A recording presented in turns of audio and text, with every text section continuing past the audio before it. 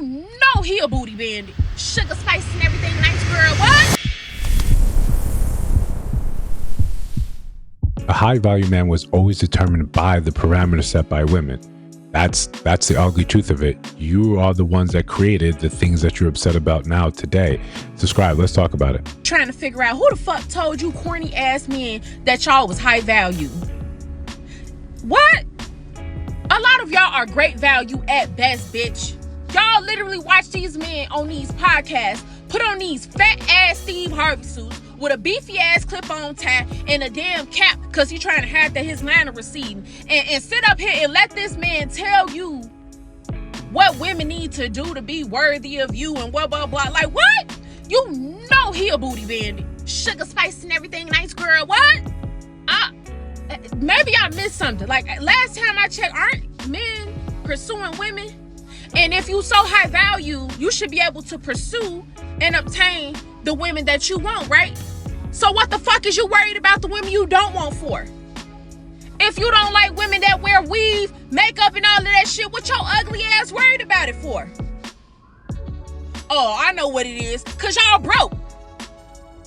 For a lot of these women, the only qualification be your money, cause they don't give a fuck about you either. So let's unpack some of this, right? Because obviously, well, having money was one of the things that you considered in terms of being high value. But like I said in the very beginning, women came together and said, these are the things we're selecting for. I'm not saying it was the actual, group that came together, but in what you decided to pursue and in that hive mind sort of aspect, you're saying, yeah, that's important. This is important. This is important. You didn't make looks on the top of that list. It's somewhere in there, but it's not the most important thing in the terms of what you end up selecting for. So that's how you determine, that's how the things that were said, this is high value. You wanted a man that makes money. Forbes came out and said that in 1980s, like, this is what separates people, the echelon. You wanted the top. Okay, these are part of the qualifications. You set that. Just like if we had a way for men to get together and say, well, this is what we've determined to be high value woman, but that conversation really hasn't taken place in mass or in a stage that can be disseminated properly. The fact is that high value men and those men that we call in the top 10% in terms of just earnings, that's a very, very stringent bar that keeps out a lot of people. Sure, you're going to have people that get on podcasts and claim they're high value men. But I think we can all agree part of what she's saying is absolutely true.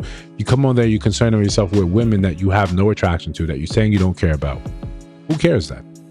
Over here, if I'm calling myself a high value man, there's most of the people I come across that you don't fit the categories. I don't care. I'm not in the comment section. I'm not making videos saying this is what you need to do. This is why you're trash. This is why you know. You see what people are saying. Say, okay, that's not for me. If it's not for me, if it doesn't apply, let it fly. I love that saying.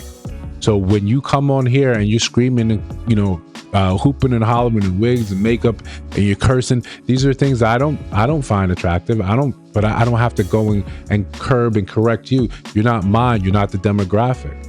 So I get that on that point, what she's saying on that front. That makes absolute sense. But let's have this high value conversation, right?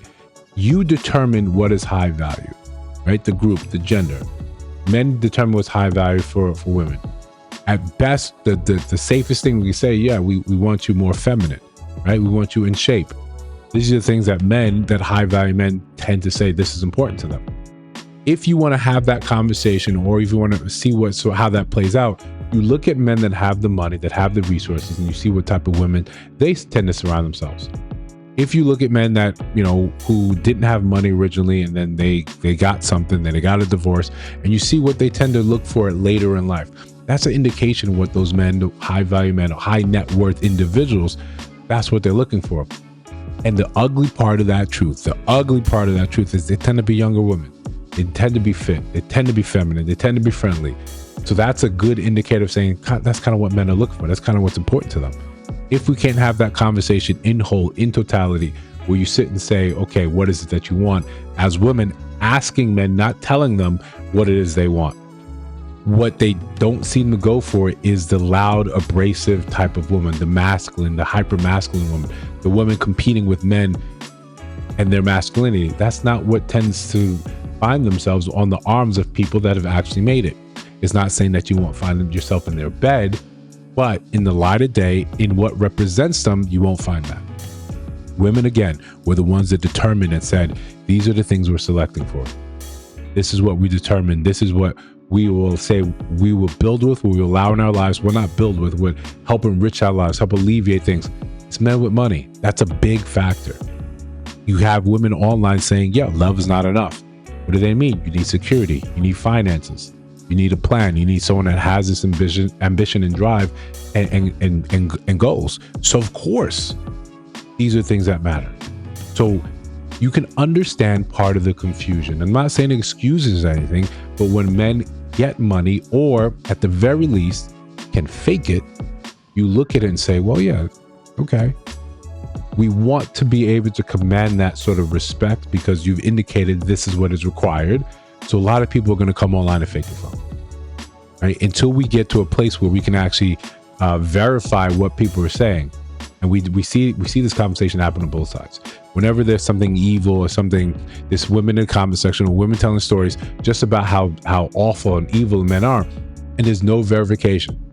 I came across a post where they were talking about something, and a woman in the comment section said, they were talking about how men don't stand up and help other women, how they just kind of let them do their own thing.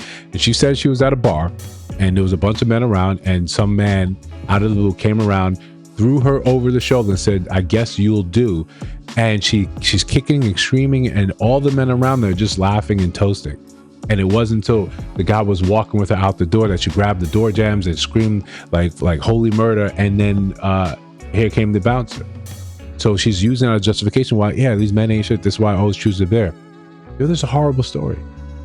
But like most things, there's no verification behind that. You can make up the most inane, insane story, and we simply have to go with it and say, I guess that is true.